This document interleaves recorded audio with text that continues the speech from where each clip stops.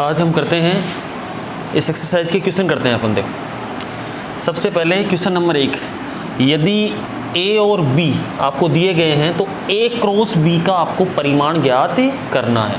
तो पहले तो आप यहाँ से ए क्रॉस बी ज्ञात करो और फिर उसका हम क्या निकाल देंगे, परिमाण। तो देखो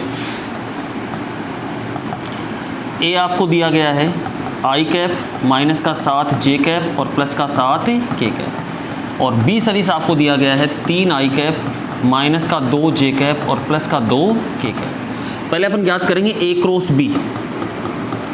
तो ए क्रॉस बी क्या होगा, पहली पंक्ति क्या हो जाएगी, आई कैप जे कैप और के कैप। दूसरी पंक्ति के अंदर ए के अदिश घटक, तो ए के अदिश घटक क्या होंगे, 1 माइनस 7 और 7।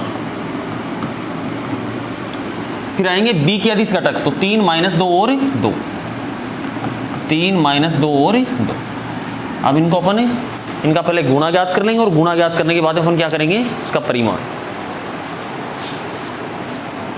देखो तो इस सारणी का प्रसार करेंगे। तो सारणी का प्रसार क्या होगा, पहली पंक्ति से करें तो इस स्तंभ को छोड़ देंगे, इस पंक्ति को छोड़ देंगे, माइनस का 14 और ये हो जाएगा प्लस का 14।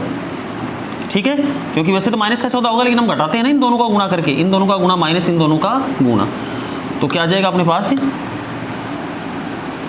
माइनस का 14 और प्लस का 14 इंटू में क्या होगा आई कैप। फिर जे कैप के लिए चिन्ह किसका आ जाएगा, माइनस का।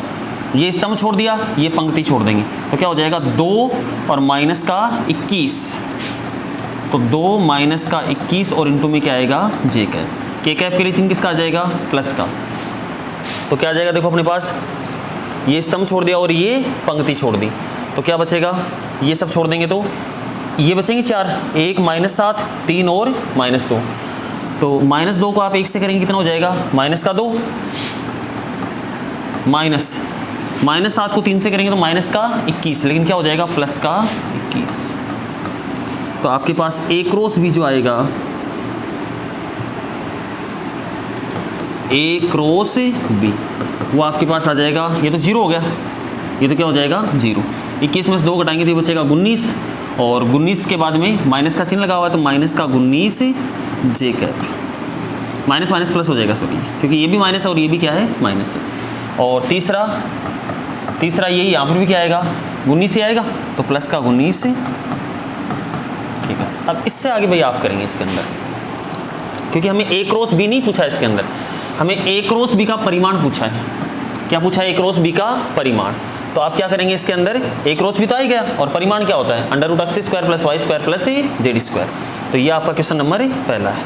सेकंड क्वेश्चन देखो भाई, दूसरा क्वेश्चन है कि सदिश a + b तथा a - b की लंब की दिशा में मात्रक सदिश ज्ञात कीजिए, जहां पर a तो ये है और b ये है।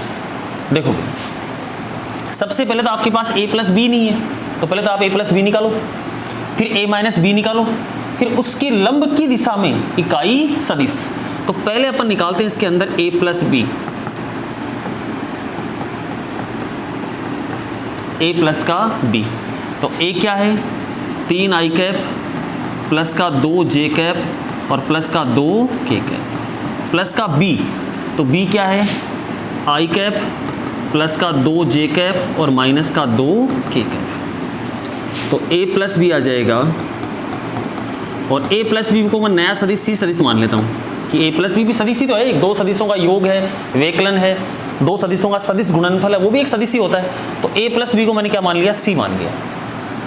कितना आएगा भाई, 3 आई कैप और आई कैप क्या हो जाएगा, 4 आई कैप, फिर 2 जे कैप और 2 जे कैप क्या हो जाएगा, 4 जे कैप, 2 के कैप और माइनस का 2 के कैप, ये क्या हो जाएगा, 0 के कैप। इसी प्रकार से अपन निकालते हैं a - का b। तो a आपको दिया गया है 3 आई कैप प्लस का 2 जे कैप और प्लस का 2 के कैप, माइनस b है आपके पास आई कैप प्लस का 2 जे कैप और माइनस का 2 के कैप। घटाओ इनको, और जो a - b है इसको आप मान लो कि एक नया सदिश है, ये d सदिश है। क्या है ये, d सदिश। तो देखो घटाओगे तो 3 आई कैप में से आई कैप घटाओगे तो कितना हो जाएगा, 2 आई कैप, फिर 2 जे कैप से यहाँ भी 2 जे कैप घटाओगे क्या हो जाएगा, 0 हो जाएगा, फिर 2 के कैप और ये माइनस माइनस क्या हो जाएगा, प्लस। तो प्लस का 4 के कैप। तो ये आ गया आपके पास a प्लस बी और a माइनस बी। अब देखो मैंने आपको कहा भी था कि ऐसे डायरेक्ट क्वेश्चन आपसे पूछे जाएंगे कि a सदिश तथा b सदिश के लंब सदिश क्या होता है? लंब सदिश। तो a और b के जो लंब सदिश होता है वो होता है a क्रॉस b। a और b के लंब सदिश क्या होता है? a cross b। और यदि a और b के लंब इकाई सदिश आपसे पूछे, लंब इकाई सदिश, तो इकाई सदिश के लिए हम क्या करेंगे? इसके अंदर इसी के परिमाण का हम क्या करेंगे? भाग दे देंगे। तो यहां भी इस प्रश्न में भी आपसे ऐसा ही कुछ पूछा है। यहां पर पूछा है a प्लस बी और a माइनस बी, इन दोनों के लंबवत आपसे क्या पूछा है? इकाई सदिश आपसे पूछा है। तो आपने a प्लस बी भी निकाल लिया, आपने a माइनस बी भी निकाल लिया, और अब क्या निकालेंगे? इन दोनों के लंबवत इकाई सदिश। तो देखो a प्लस बी को मैंने c माना है और a माइनस बी को मैंने क्या माना है? d। तो मुझे a प्लस बी और a माइनस बी यानी c और d के लंब इकाई सदिश ज्ञात करना है। तो पहले तो मैं लिखता हूँ इसका फॉर्मूला क्या है। तो c सदिश का मतलब a प्लस बी है, तथा d सदिश के लंबवत इकाई सदिश। ऊपर तो क्या आएगा? c क्रॉस d और नीचे क्या आएगा? c क्रॉस d का परिमाण। तो पहले आप c क्रॉस d निकालो, फिर उसका परिमाण निकालो, और फिर इस फॉर्मूले में इसकी वैल्यू रखो आप। तो पहले अपन निकालते हैं c क्रॉस d। तो c क्रॉस d क्या होगा? देखो पहली पंक्ति i कैप, j कैप और k कैप, फिर c के अदिश घटक। तो c के अदिश घटक क्या है? 4, 4 और 0। इसी प्रकार से फिर d के अदिश घटक 2, 0 और, देखो यहाँ j कैप नहीं है तो नहीं सुनने, तो 2, 0 और 4। गुणा करना आपको आ गया होगा अब।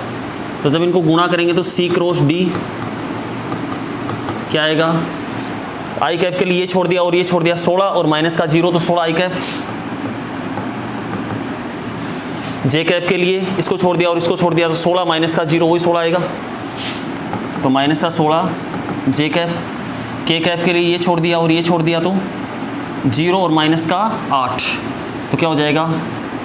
माइनस का 8 के कैप। अब इससे आगे आप खुद करेंगे।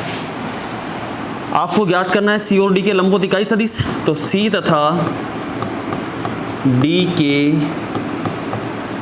लंबवत या लंब की दिशा में इकाई सदिश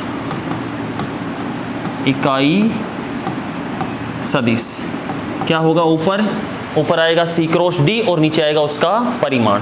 तो ऊपर तो अपन निकालेंगे c क्रॉस d। तो c क्रॉस d क्या है आपके पास?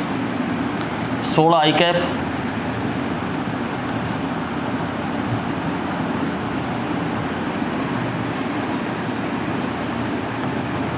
कैप, माइनस का 16 जे कैप और माइनस का 8 के कैप, और नीचे क्या आ जाएगा इसका परिमाण? तो 16 आई कैप और माइनस का 16 जे कैप और माइनस 8 के कैप का परिमाण। तो ये हो गया c और d के लंबवत इकाई सदिश। और c और d का क्या मतलब है?